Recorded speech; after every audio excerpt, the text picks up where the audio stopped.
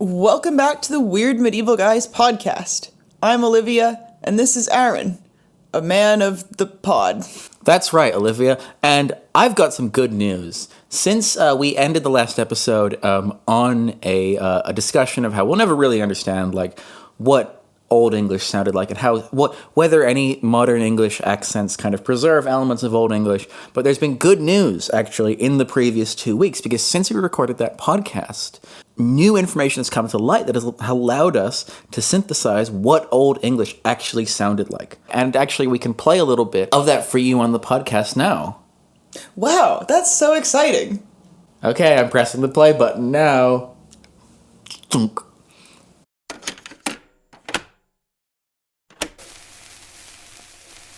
Lo, praise of the prowess of people kings of Spear Danes. In days long sped, we have heard what an honor the Aethelings won. Upskilled the sheepling from squandered foes, from many a tribe, the mead bench tore, awing the earls.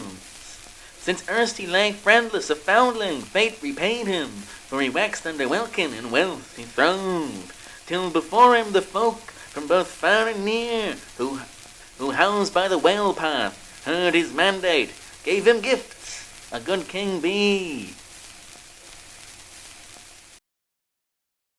Wow, modern science really is impressive. I love living in the year 2025. It's really good. So, we're going to be continuing our discussion of how English changed during the Middle Ages with a look at English starting in the 11th century. So, last time we discussed how English went from being a humble dialect of West Germanic, mutually intelligible with all sorts of other West Germanic languages, to a force that would eventually come to dominate most of Great Britain, in particular modern-day England, and how it went from being a highly inflected Germanic language with a lot of grammatical gender and many differences to modern English, to gradually a more simplified, grammatically speaking, that is, version of itself, in particular because of influence from Norse invaders, who invaded quite a bit of England and eventually came to occupy quite a bit of its land in the east. Yes, and I should say that by the time that we get to where we left the story off, which is, the 9th, 10th century, we are still talking about what historians call Old English. There's a lot of things still to come. Oh, yes. We have talked about a few different loan words from Latin and Old Norse, but I think the biggest difference, I would say, and one that is seen, not uniformly, but I would say, at least to some extent, across England, is the slow loss of declension in particular. And you do see scribes, if you go through, Old English manuscripts leading up to the 11th century, you see scribes, gradually getting more and more confused by, things like declension in different cases and, mixing up the accusative and the dative and the genitive. And you can only imagine that if you're seeing these things in written form, then they probably have existed in spoken form for a lot longer, because these are the scribes of the educated class, and literary language and written language is usually more conservative than spoken language. So we can only assume that, the farmers, the hillbillies, were probably, throwing all that stuff to the wind ages ago. So, as we mentioned in the last episode, by the 9th, 10th century, England is really starting to congeal as a solid sort of political unit. The various kingdoms are under the leadership of the House of Wessex, are subsumed into something that we can now recognizably call the Kingdom of England. And this is a kingdom that has its official language as English. Now, this is a very recognizable thing if you live in modern-day England, where the official language of court administration is in fact English.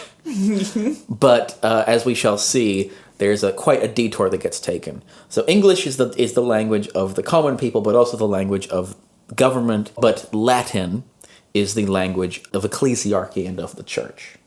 And so you do have in this period, you do have a lot of literature being written in English. A lot of it is, preserved from older periods, from the oral traditions. A lot of it is pretty remarkably beautiful poetry that we've read many times before. I mean, Beowulf is just one example of a great canon, really, of Old English literature, which, if read in translation, it's pretty good. One of my favorite examples of Anglo-Saxon poetry, and yes, we're using the term Anglo-Saxon. Talked about it last time. I'm not getting into it. Let's not rehash this. Yeah.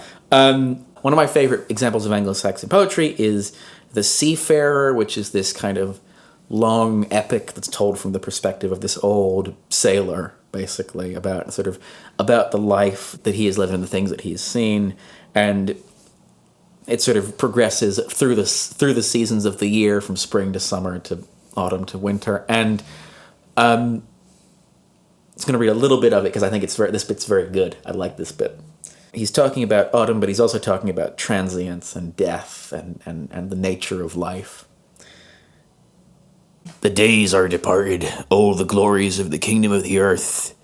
There are no kings or Caesars, nor gold givers such as there once were, when they performed among themselves so many magnificent deeds and lived in most lordly majesty. Fallen is all that troop, joys are departed. Weaker ones now live and possess the world, gain use of it by their labour.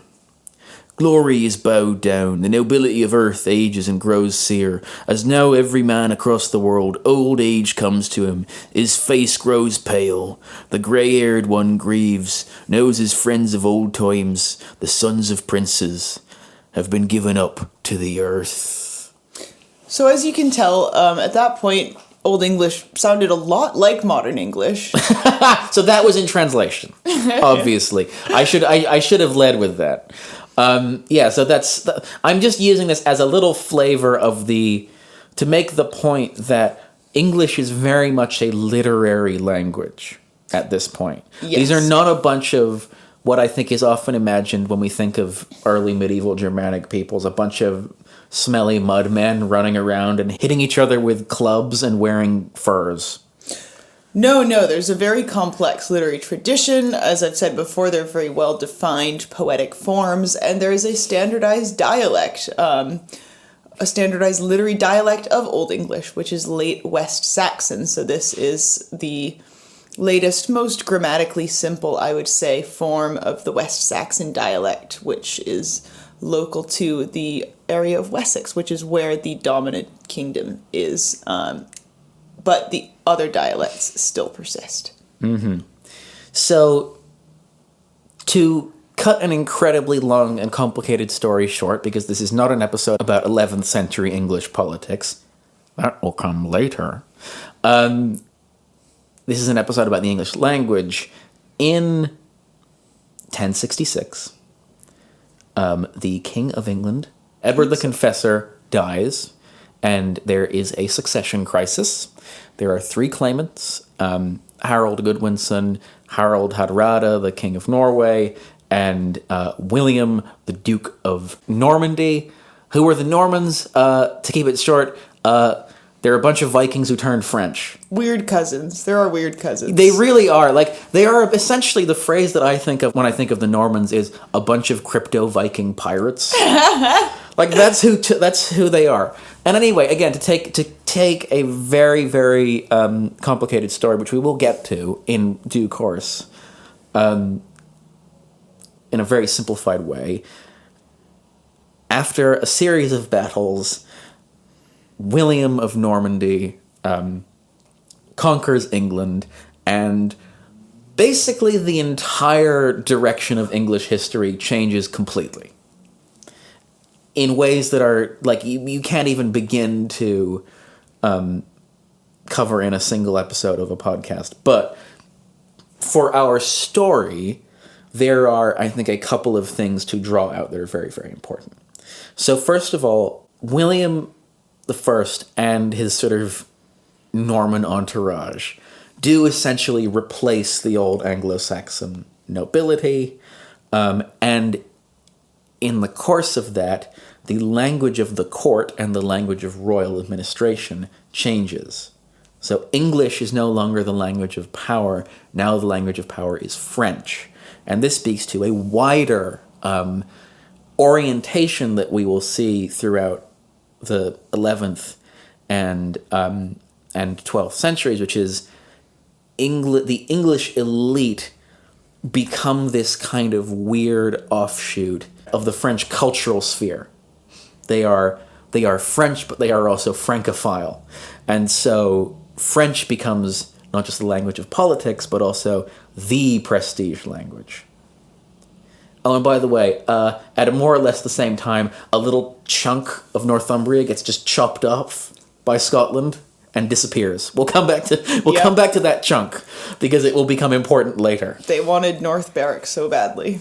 The fact that the Anglo-Scottish border is the Tweed and not the Forth is incredibly important, and it happens at this point. It will have profound consequences for Scotland, but again, we'll get to Scotland in a bit. Yep.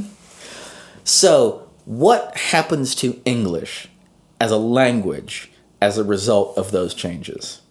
I mean, I think the most concise answer you could give is nothing, in that it stops being used for basically everything it was being used before.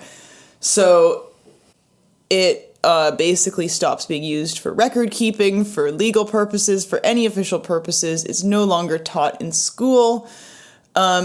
It loses all prestige. And this is due to elite replacement. So in this case, actually, we have a very good idea of how England was taken over by the Normans. It was because they wrote it all down. They wrote it all down, and they made a lot of embroidery about it.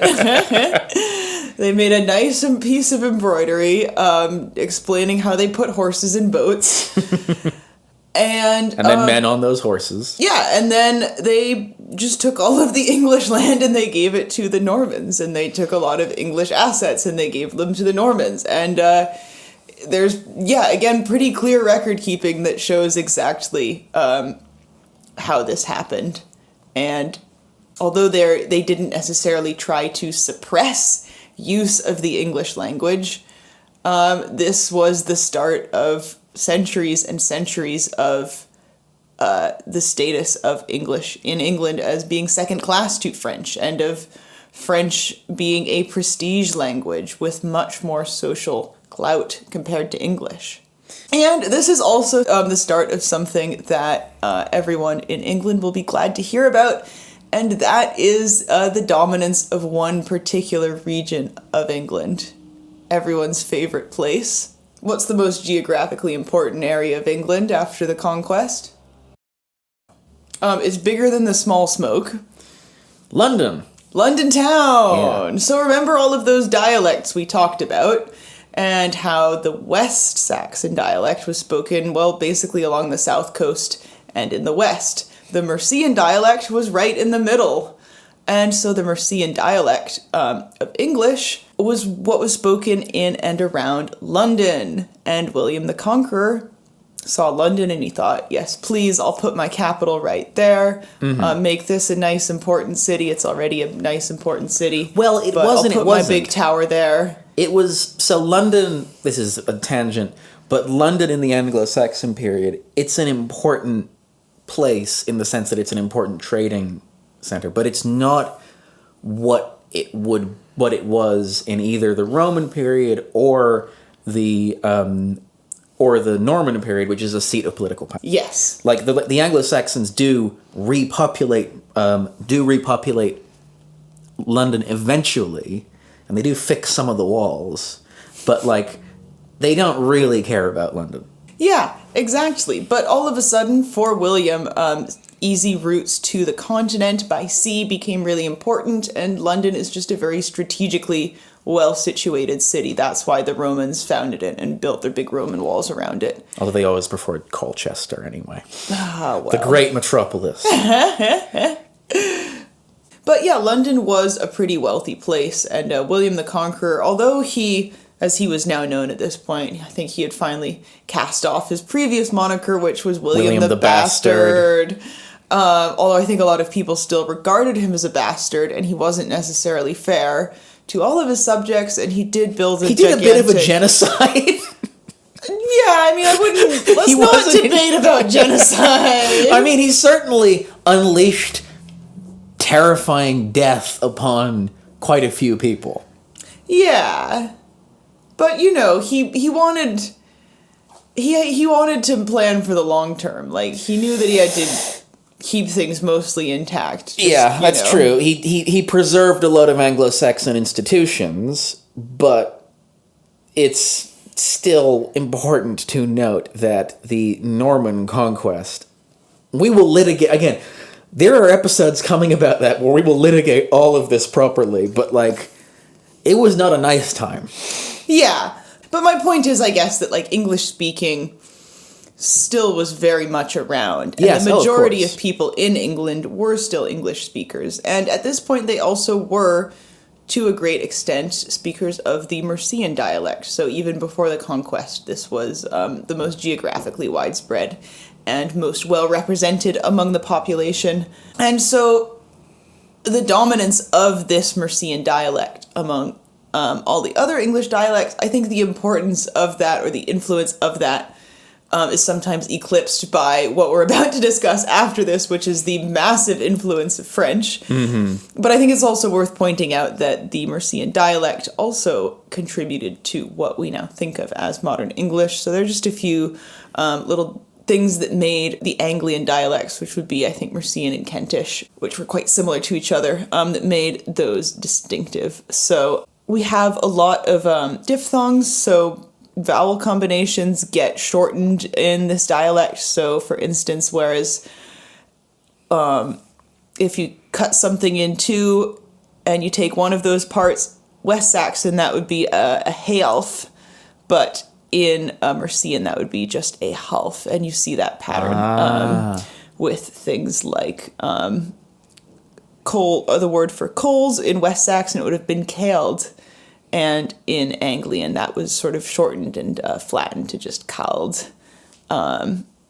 So, yeah. So not everything can be blamed on the French.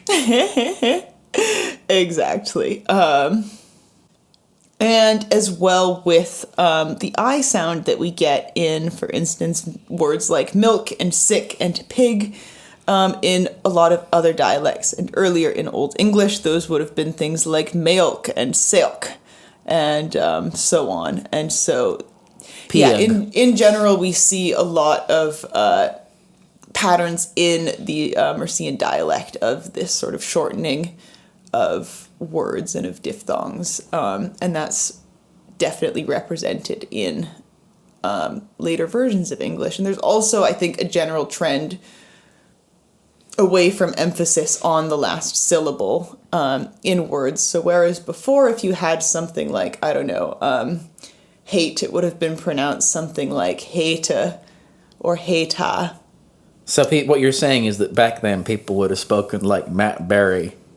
Yeah, exactly. And you can see You are the most devious bastard in New York City. Old York City. Yeah, exactly. Except then it would have been, Old Yorkay. But, you would have had patterns throughout this Anglo-Saxon period where, yeah, you would have things like hata, and then it would have gone to hata, and then hate, or something like that. So, yeah, again, a lot of patterns that distinguish English from other Germanic languages. So this is why we don't say ye olde anymore. Exactly. Although, of course, the later on great vowel shift at the end of the Middle Ages, beginning then, would have also changed words very dramatically.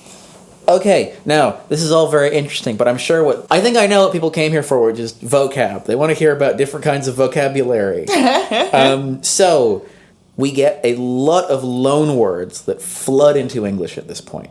A lot of the most significant words inherited from French in English relate to government, like the word government. Yeah, gouvernement. Gouvernement. So we also have... Monsieur le gouvernement. Oui, exactement. So we also have concile for council. We have estat for state and estate. We have corps for court. And we have justice for... Justice. Yes. Yes, so they take out the Old English system of trials by things like oaths, and they replace Trial it. by mate. Exactly, yeah, trial by bestie. And they replace it with all these newfangled courts that have things like trial by talking to the judge, trial by bailiff. And so a lot of our modern legal diction comes either from French or from Latin, often via French, and dates back to that period. One of my favorite examples of this is the existence of the legal doublet. So have you ever wondered why instead of getting charged with, just assault, you can get charged with assault and battery, breaking and entering, cease and desist? Like, don't cease and desist mean the same thing? For all intents and purposes, isn't an intent the same thing as a purpose? And so null and void, like, what's up with that? And so one of the reasons why we have a lot of these extremely complicated legal terms is because they date back to a time when all of the courts were in French, but not everyone spoke French. And so crimes would often be given two names. One would be a French one and one would be an English one. And so that is why we have a lot of those fun and funky terms. Oh, and by the way, actually, speaking of law and courts, we also get, it's a bit of a later introduction, but it's very much in this Norman period, the word parliament, which comes from parlement, which means, speak, place to speak, basically, which is a French word that originally just had, until quite late, in France, referred to a type of court. But, of course, in English, came to mean the national legislature. But it's not just politics terms that English absorbs. So we also get words relating to warfare. So words like army, mail, as in chainmail, regiment, general, or sergeant are all Anglo-Norman. Melee. Melee, absolutely. Cavalry. But we also have words in the art world, like the word art. Yes. And the word color. And ornament. And in the world of education, we also get the words lesson and pupil from French. Now, of course, it's also important to note that many of the words that entered English via Norman French were themselves words that were loan words from elsewhere. So the word baron, for example, which is a very traditionally French aristocratic title. Baron. It comes from Old High German. Oh, there you go. So, as Olivia's been mentioning, as French sort of assumed a new sort of role as the language of the elite and very much the language of public life, you have this very strange situation where, and there's no two ways about this, it has too many synonyms. There are two. And anybody who has learned English as a second language, I'm sure, has picked up on this. There are too many things that either mean that where two words mean exactly the same thing, or they mean something incredibly subtly different from one another. Yes. This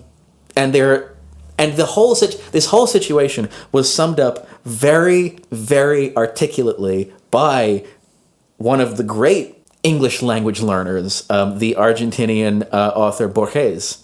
And he has a fantastic quote about English that I just love. I love it to death. I think it's incredible. It changed the way that I think about the language completely. And I want you to play along with me in this dialogue that he's having with the interviewer. Oh, yes. Wait, let me get the notes up.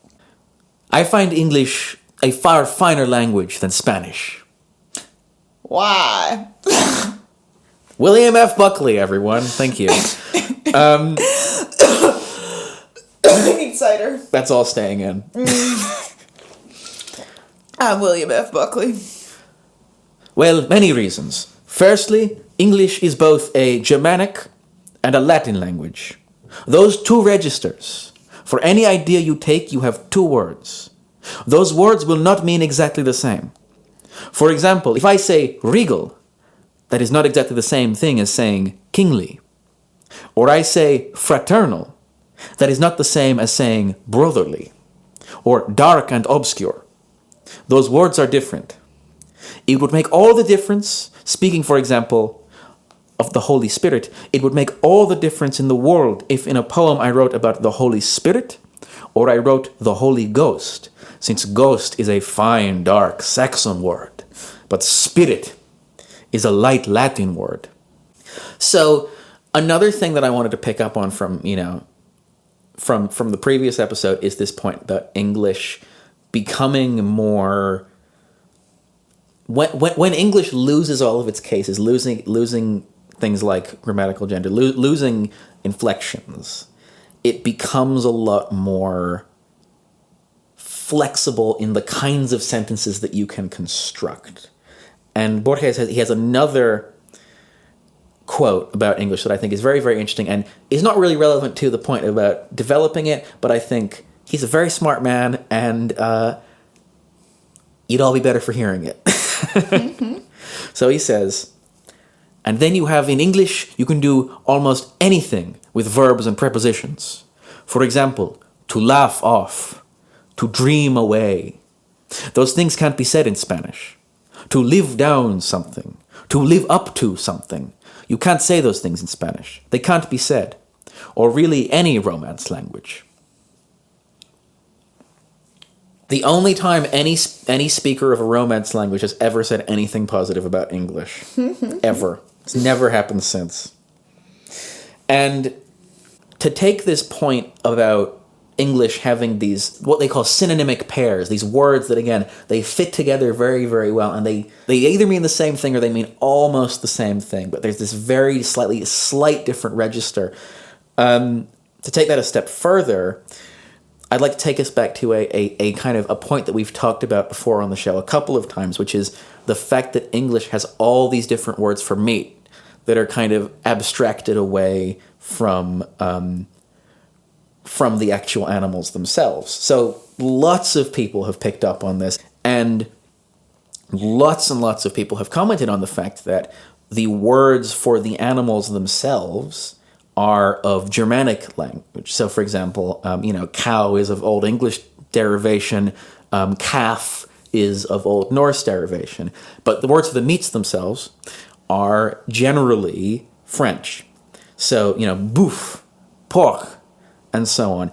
And I think it's interesting, isn't it, that the words that relate to animal husbandry and the work of raising animals are of Old Germanic extraction, but the words that relate to consumption and the prestigious act of consuming great meats are French. Now, this isn't to say, there's a caveat here, because people have called us out on this before. This isn't to say that the fact that those different words exist is because of this linguistic divide, right? Because we've talked before about how where it comes from is actually it comes from, the very particular hunting culture that loved just inventing different words for different things and frippery like that. But I do think it's telling that there is this very clear pattern of association in the etymologies of the words, even if the fact that they are different is not in and of itself because of that. Yeah, I also think it's important to point out that, by and large, although elites can originate words, there has to be a certain prestige that encourages the common people to use those words in order for those words to take hold. So, absolutely. For instance, saying beef for the meat of a cow, just the fact that the nobles were saying beef and referring to their cow meat as beef is not enough to make that take over as the dominant word. It has to be adopted by the common people as well, but I think it's certainly the case that food is a symbol of social status in much the way that language is, and it's often something that goes hand in hand with these same cultures of prestige. I mean, I think that, whereas, for instance, animal husbandry sits pretty firmly in the category of something that is done by lower class people, there isn't really a posh versus a working class way to raise a cow. No. Whereas, you can, I think, elucidate class dynamics through food and the way that food is prepared and discussed and eaten much more easily. Yeah, absolutely. I think that's that puts a very fine point on it, I think. There is an example of English being used for official communication that people during the Norman period, that people will get mad at me if I don't mention, which is to say that after King John signs the Magna Carta in 1258, there is a proclamation that goes round to all of the king's subjects in to announce basically of the political change. And what's important about this proclamation is that it is written, yes, in Latin and in French, but it is also written in English. And what is further interesting is that it is written in a form of English that we know is anachronistic for the time. So it is written basically in a style of English that feels like from an older time. There are lots of tells for this. So, for example, they in the English version of the letters, they refer to the king's advisors as redismen and not counselors, which would be the appropriate French loan word. And also, the witnesses, the lords who were witness to it were referred to as earls and not counts. Again, earl is an Anglo-Saxon word, count is a French word. And of course, at the start of the letter, the phrase "through God's fultum," which means through God's grace or help, is written instead of something that's based on the French expression "par la grâce de Dieu," which would be more appropriate and more conventional at the time, which suggests two things. Number one, this is being aimed at the common man, which is fascinating for a royal declaration of this period. And second of all, it tells us that, yes, the version of English being spoken by the common man was probably more conservative and more, quote-unquote, Anglo-Saxon than even the versions of English that we do see in writing from this period. Here is his girl who dies on the field. Yeah, and so over the subsequent couple of centuries after the Norman invasion, and in particular before English really resurfaced as a literary language, French began to gain a foothold amongst even the working class and middle class members of English society. What's aspirational? Yes, exactly. Everyone wanted to be French. And, you can imagine going down the pub with your mates, your English mates, with, Alfred and, Aethelfrith. and Carl. And, being the first of your friends to ask for, some beef instead of some cow. And they all start laughing at you, but then, within the year, they're all saying it too. Many such cases. They're saying it's happening more and more. No! In Colchester. But what's interesting is that a lot of these words, these new French-derived and Latin-derived words, survived into modern-day English alongside their Germanic siblings. Yeah, and I think that is that's maybe the thing that makes the Norman French cultural invasion sort of distinct from the Norse influence, is a lot of the Norse words that we've got, like window, for example, are words that just fully replaced what was there before. Yes. Whereas in the French, the French influence, it's a coexistence. Yes. And you do have what Borges calls these two registers. Yeah, I mean, there was some replacement, of course. Oh, I of just course, need yeah. to say that to cover my ass. But yeah. It's all relative. You have a lot of pairings where the Germanic word sounds much more simple and much more humble than its Romance equivalent. So, for instance, if you just take, many versus multiple or numerous, many being the English and multiple being the Romance-derived word. Or if you have, for instance... we think house versus domicile, or fire versus inferno, or conflagration. Then often, you do have, and these are not, I should say, all words that can be linked back to the Norman invasion. A lot of these are later inventions, but I'm just trying to But there is a general trend here. An idea of the general trend. And what I think is also interesting is that in modern English, you almost have the opposite, where some of these words have become, these Romance words have become so well integrated into English that then the Germanic root words begin to sound archaic and arcane, like how he said ghost is almost a kind of darker, more sort of primeval sounding word than spirit. Yes, there is something. I'm glad you picked up on this as well, because this is something I think about a lot. Is that, like, for example, when I was writing all the way back in October, when I was writing an intro for the Vikings episode, I very consciously chose only words that were of Germanic origin. Nice. I very consciously was like, I'm not going to include anything that could be that is Romance derived.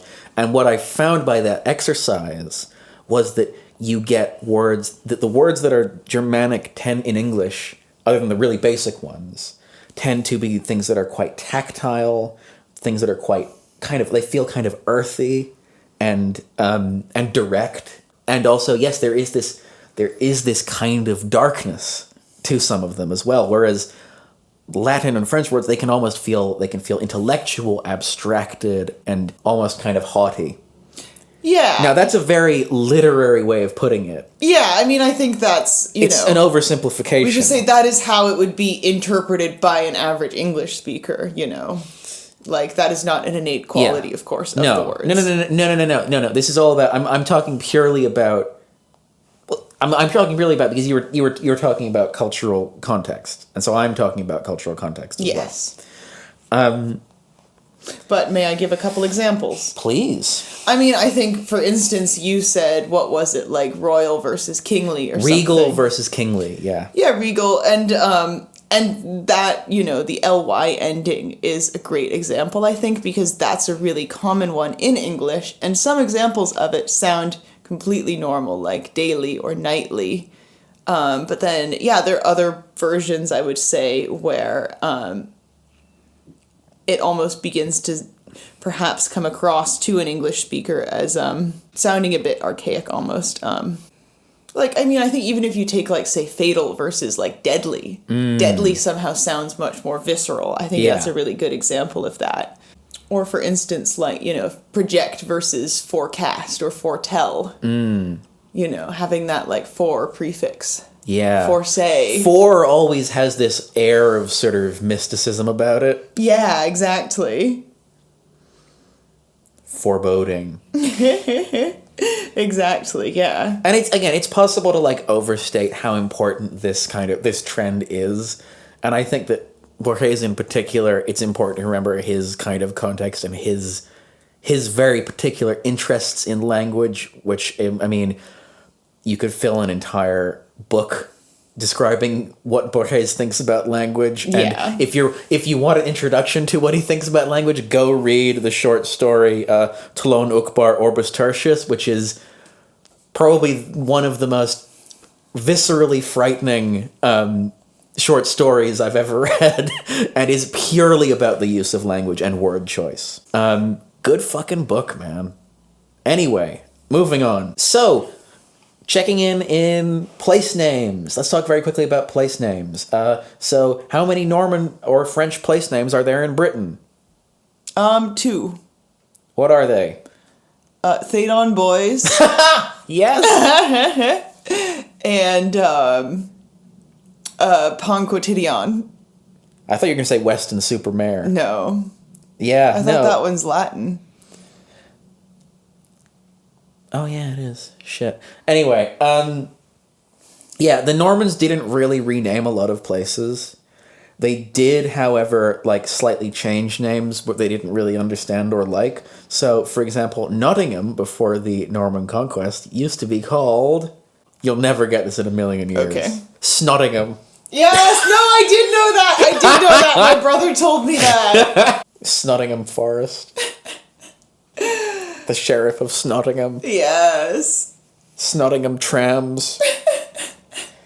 These all could have been yours were it not for those French pirates.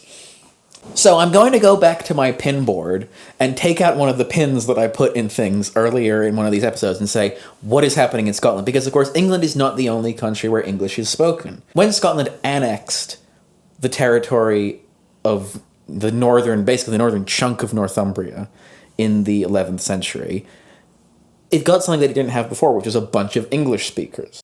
Scotland in the High Middle Ages and the early Middle Ages, to be honest, was an incredibly linguistically diverse country, much more linguistically diverse even than England, which I think we've already established is incredibly diverse. I mean, in the early Middle Ages, you basically had, oversimplifying things a lot, you kind of could divide the country four ways. In the northwest, you had Irish-speaking Scots. Yes, I'm going to call it Irish because that's what it was at the time. Then in the northeast, you had Picts who spoke. We'll get there one day. Then, of course, in the southeast, you had English speakers, and in the southwest, you had Strathclyde, a territory full of people who still spoke a version of Brittonic, and so Scotland's a mess, basically. It's an absolute, linguistically, it's a nightmare. The language of the elite in Scotland is Irish, because Scotland is basically just a renamed, rebranded version of the Kingdom of Alba, which was an Irish-speaking kingdom. And what then happens to these English people living in the southeast of Scotland, what is now Edinburgh, the Lothians, and the Scottish borders, when they are suddenly introduced to all these different languages of different extractions from all over the British Isles, right? Olivia, what do you think happens to the way that they talk? I think it stays exactly the same. Correct. Sweet fuck all happens to it. I know. I know you were expecting that to be her being flip, but no, it's literally true. So this is not, by the way, Olivia and I have literally argued about whether or not Scots is a language. I think it is. So don't get mad at me for this next thing that I'm going to say. Throughout the Middle Ages, there is no evidence that the English spoken in Scotland was in anything other than the Northumbrian dialect of English, right? That is important context for what I'm about to talk about. It picks up a lot of individual sort of loan words from Gaelic, but really probably not enough to fundamentally change it or make it. It would just be like, again, a weird dialect, basically. There is an extent to which, though, that the Scottish version of Northumbrian English does stay a little bit more conservative than the English that's spoken down in England. So, for example, like we've talked, what's the example you had before? Oh yeah, for example, Greek is preserved, as it is in some dialects of Northern English, with a meaning that it doesn't have in Southern versions of English. Now, you're probably saying to yourself, but Aaron, Scotland was never conquered by the Normans. If the Normans were so hugely influential in the direction of Middle English over the Middle Ages, and they never conquered Scotland, why did the version of English spoken in Scotland change in parallel to what was happening in English? Because they was fucking. Well, no, because they was French as well. Because they was fucking.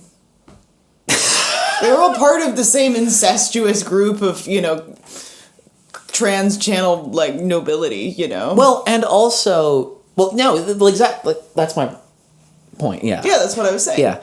Yeah, because what happens in the 11th century...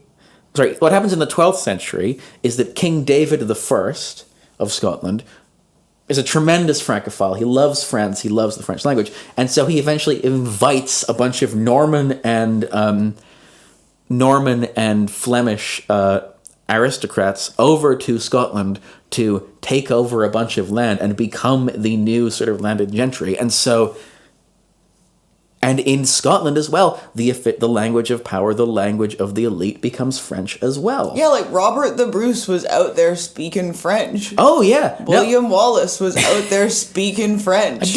Wallace, I don't know. I don't actually know. I think he did speak French. The Bruce family definitely are. David I also does another important thing for the development of English in Scotland, which is he does some very important political reforms and economic reforms, which is to say that he sets up basically the first towns that have ever existed in Scotland. Basically, like, there was a great craze that swept through Europe around this time for creating boroughs or free cities or whatever you want to call them. Basically, like special economic zones where you didn't get taxed quite the same way. And it was a way to encourage trade and to encourage economic development. Again, surprisingly recognizable rationale to modern day Freeport style economics. And what that meant was that up to this point, the English speakers in Scotland had been concentrated in this corner in the southeast, but with the establishment of these new towns all over the country, a lot of them are in the south east, but a lot of them are also up along the east coast and in the west of the country. So you get a lot of internal migration and also migration to Scotland from England. And so English starts to spread, and English becomes very much one of the main languages of the country, the other of which is Gaelic, which gradually sort of muscles out Pictish and Brittonic over the course of the High Middle Ages. And so by the end of the Middle Ages, you have the sort of cliched, conventional vision of Scottish languages where the Highlands, the north and the west, are Gaelic-speaking overwhelmingly, but in the lowlands and in the northeast, English is the, no pun intended, lingua franca. But again, this is still very much a version of English that would have been recognizable and intelligible to people from the north of England. It's very different to, as we were discussing before the podcast, it's very different to now when you go over the border and there is this instant, violent accent shift. Yeah. Like, I was shocked when it happened, and I shouldn't have been, because I know better, but I was still shocked. Yep. Because, as a cosmopolitan Scottish person, you don't want to assume that England is as different from Scotland as it actually is. You always want to think that it's all overblown, but it is genuinely a different place. Now, the first real direct references to a Scottish language, as in, what we would now call Scots, come at the end of the 15th century, when there has been a radical and profound reshaping of the geopolitics of this region that also have an impact on the status of English in England. And that is our old friend, the 100 Years' War. Yeah, so remember how I said that French was slowly gaining more and more of a foothold through its prestige, its, beautiful phonology, just the sheer elegance of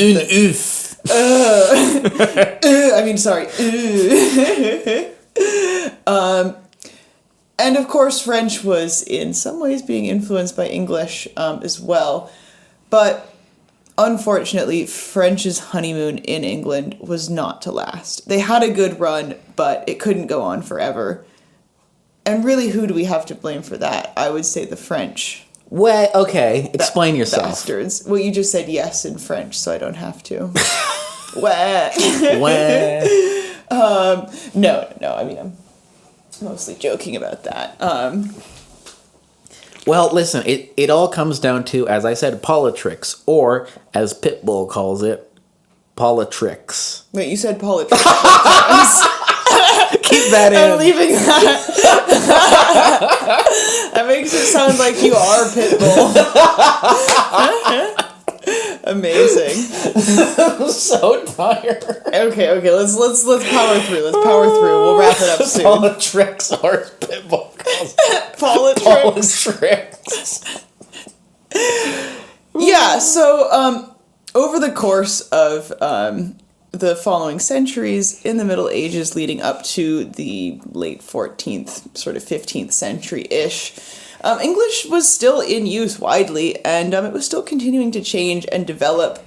For the most part, French didn't have much of an impact on its grammar, so the grammar is still pretty distinct from French. We see French influence in a few things. Well, I'd say that the biggest thing is probably that it did probably contribute to the end of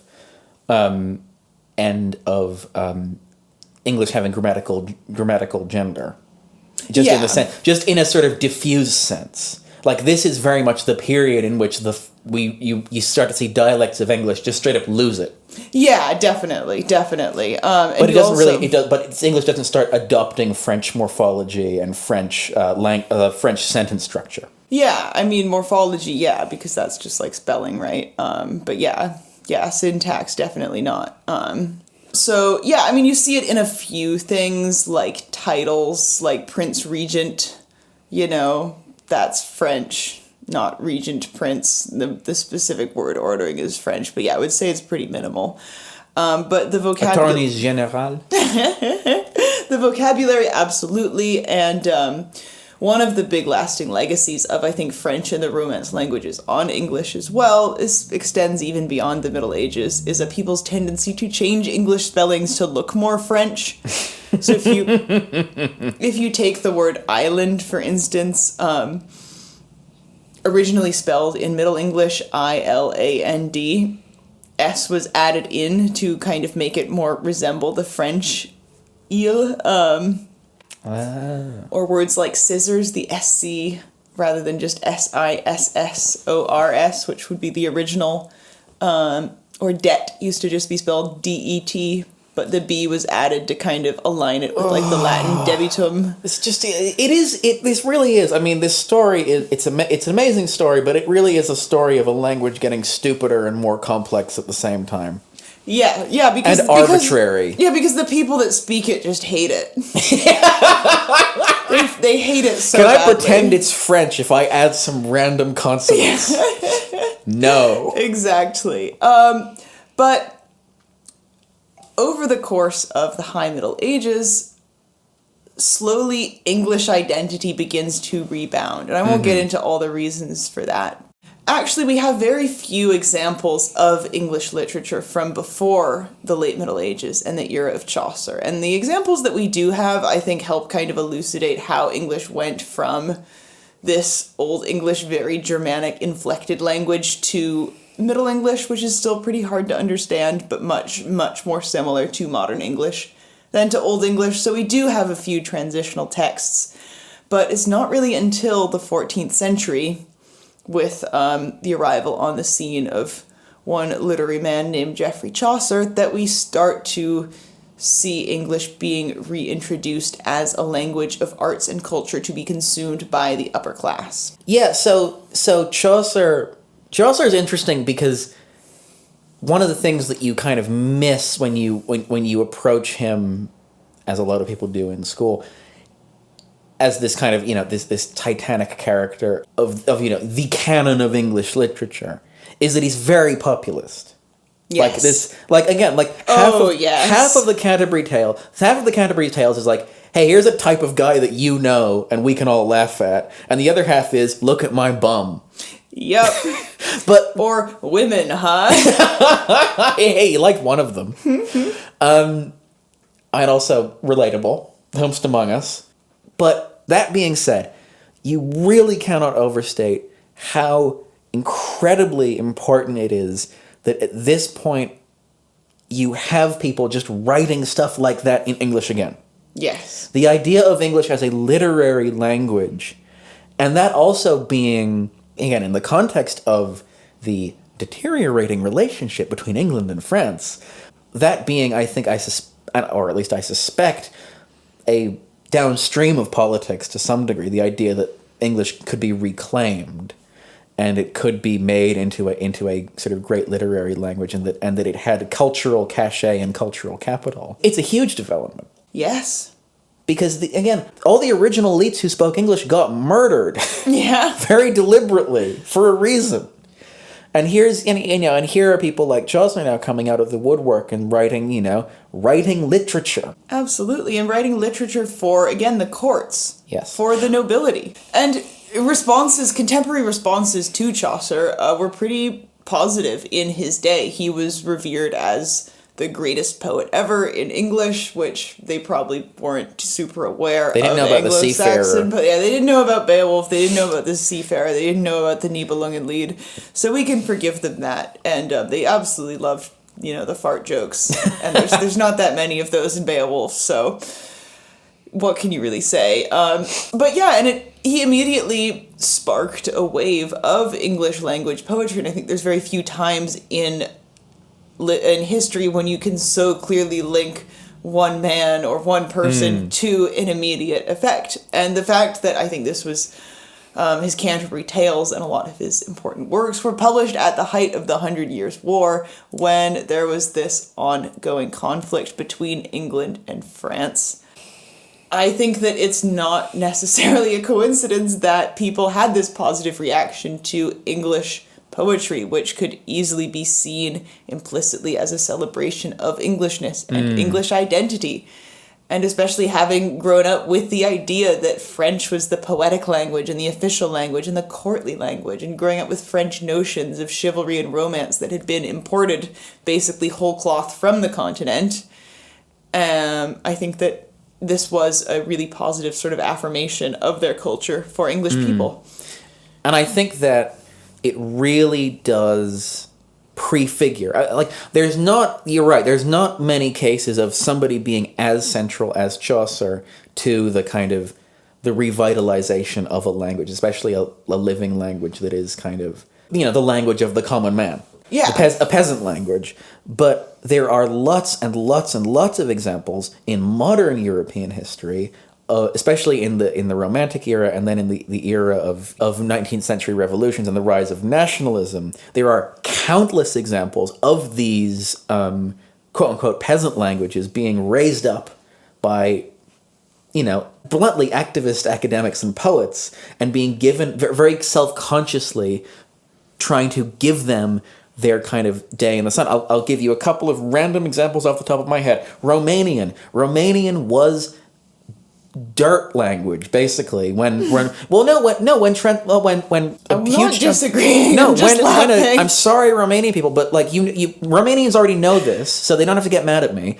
When Transylvania, in particular, was controlled by the Kingdom of Hungary, Hungarian was the prestige language, and Romanian was suppressed. And the idea that you would write in Romanian was absurd. What could you possibly say in Romanian? Same exact thing happens with Maltese, for example. Maltese, until the 20th century, Maltese was this weird kind of really fucked up sounding dialect of Arabic that had all this Italian stuff in it that was spoken basically by fishermen and farmers. And the idea that you would write literature in Maltese was ridiculous. And it's still contentious to this day that Maltese was sort of given this official status and risen up to the status of a literary language. And so I think that it's part of a very clear tendency of language. The question of what is a language and what is a language worth writing great works of art in is always going to be inseparable from politics. Coming back again to our argument about is Scots a language is fundamentally also not just a question of linguistics, it's also a question of politics. Yeah. How culturally separate is Scotland from England? How different are they really? And once you start asking that, if you have a nationalist kind of brain wiring, which is pretty much everybody on Earth has at this point, then you start to ask, how politically separate should they be?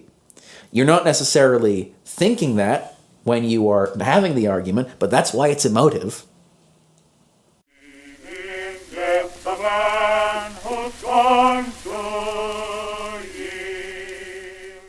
Again, one point I really want to drive home is the stigma against speaking English in England for most of the Middle Ages, if you're a member of the nobility.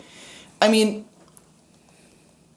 Edward IV, the 15th century English king, was, I believe, the first English king since the Norman conquest to marry an English woman. Scandalous. It was incredibly scandalous. It was incredibly dramatic, and it was really only a couple generations before him, I think, that English kings even began to speak English. I mean, the extent to which English would have been completely absent from court and official life, in particular before the 15th century, it really cannot be overstated. And of course, I think it would have crept in some ways, especially because of the tensions between the English and the French people. But again, I think it is, yeah, worth pointing out that it's pretty impressive that the process and the advancement of this prestige French culture and language and its slow, eclipsing of the English language was reversed by external political and social factors to such an extent that, 100 or so years, 150 years after Scandal of Scandals, the king married an English woman, suddenly there were English kings who were, born in England, who came of British, from British roots, and who had their roots on the island, who didn't make necessarily these sort of elaborate claims to French ancestry. Yeah. Well, there, of course, the wonderful crippling irony of that being that where is it that the first kind of quote-unquote British kings come from in the 15th century? They come from Wales, but, Yes. they're not talking about that. And also, they're not that Welsh. Yeah. I think that it's really interesting, and it gets so underappreciated, I think, when we're used to English being an elite language, being a language that people across the world study as an aspirational thing. We're so used to it that we don't think how radical it is, really, that a couple generations after that, Shakespeare is writing plays specifically to be performed to Elizabeth I and James I, that are in English, and they are also in modern English, because it is in Shakespeare's time when we arrive at something that no longer needs to be translated into modern English. Yeah, you remember saying to your teacher in 9th grade, like, oh, I can't read all this Old English in Shakespeare. You're like, you've no fucking idea how You good you have it, you stupid lazy. Well, no, I mean, Shakespeare is hard to approach even on the page because it's flowery and it's poetic. But there's actually, if you have a solid vocabulary in modern English, there's very little in Shakespeare that has to be translated. Like, very, very little. Whereas, again, read a bit of Shakespeare and then read a bit of Chaucer, and you tell me which one is easier. Yeah, exactly. And I think Shakespeare is in many ways not a great example of 16th century English, because it is a bit overwrought, I think, to a modern audience. Yes. I mean, it's like if you played the thick of it to a, 16th century audience. Mm-hmm. And they had to listen to Peter Capaldi being like, I'm going to shove your cell phone so far up your ass you'll be able to call your mum with your kidneys or whatever. Yeah. Like, why are you talking about Daleks? What's a Dalek?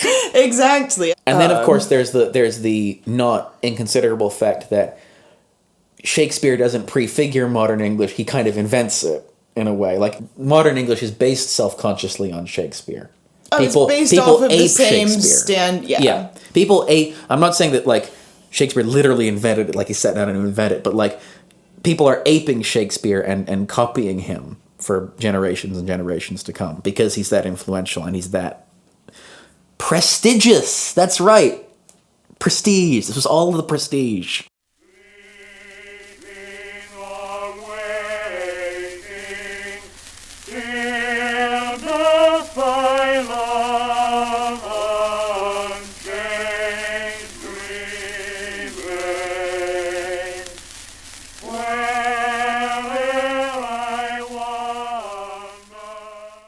So what did you learn, Olivia? These days, if you say you're English, You don't get thrown in jail. God bless. But 'twas not always so. I just think the English language is a colorful and beautiful thing. I love it. It's not, as many people claim, it's not the language with the largest vocabulary. It's not the most diverse language, the language with the most loanwords. It's not the most syntactically complex or simple language. It's not the most irregular language or least phonetic language. There's not really any extreme of anything. It's just everything. I think English is incredible because it is in many ways without pretense. It doesn't have its own kind of designs in many ways to preserve Englishness. I think all of the efforts people have made to like gut English and strip it of its spirit and make it more French or more Latin or change it in some way, all it's done is make it adaptable. Improvise, adapt, overcome. Yeah, like English doesn't get conquered, it just absorbs you. It's like the Blob. Yes. It's like, it is so cute that you thought you could change me. Exactly. And I think it's such a beautiful kind of turning of the tables that, French used to be on its way to eclipse English completely. I mean, English was on its way out. French, was totally infecting our language. And now, like, when French sees English knocking at the door, French is getting the baseball bat. Oh yeah, French the National like, Academy "Get is off." freaking out. It's like, no, do not say le texte, say le communication électronique. Yeah, I mean, instead of video game, you're supposed to say, like, jeu de vidéo de électronique or something. Don't say computer, say ordinateur, Ordinateur. please. Okay, l'ordinateur, I will say, at least has a kind of conciseness to it that je joue le game de computer is bullshit. Like, Yeah, but guess what fucking language computer comes from? Le French. it is all come full circle. Also, like, video and game, I'm pretty sure both have romance Yeah. origins. Like, they need to chill out. Yeah. You hear that, National Council, National Academy? Chill out, man. And that's my take on the podcast. And that's the tooth. All right. Blessed and holy, here and hereafter. Well, that's going to just about do us for another episode of the Weird Medieval Guys podcast. I hope you enjoyed it. This is a very unusual one, I think. We kind of took a different approach, a different focus than we usually do. Usually we're just like, hey, let's read way too much of this overly long text and do a silly voice. Yeah, we did a couple you did silly voices. Yeah. I just You did a very silly William F. Buckley. Yeah, I did. Why? I am a southern gentleman named William F. Buckley. Yeah. I hope you enjoyed it. It was a bit of a departure for us. I think, there's one of the things that I like about this show is that it can kind of be anything, and we can take any kind of approach to history and come at it from any different direction, which is fantastic. And a huge shout out to Olivia, who is just an absolute font of knowledge about etymologies and about linguistics, and she knows just a terrifying amount. I am shocked that I was able to contribute anything. She would have done this all without me if I'd said no. All right, well, if you like this episode and you like this podcast, please do leave us a 5-star review on your podcast platform of choice. And you can also leave us a Spotify comment. If you do, Olivia will read it out to you. Maybe. Yes. Thank you to AAAA Mary, who says, I can only imagine how pissed I'd be to be a horse and get airlifted onto a ship with zero say in the matter. Absolute shit deal. You're right. I agree. I don't think they really like being airborne, horses. It's horsophobia. Yeah. All right. Well, I'm going to canter off into the sunset. I'm going to go fight a big dragon. Excellent. It's a Beowulf reference. I'm going to go beat up the French. Whoa! Take it easy.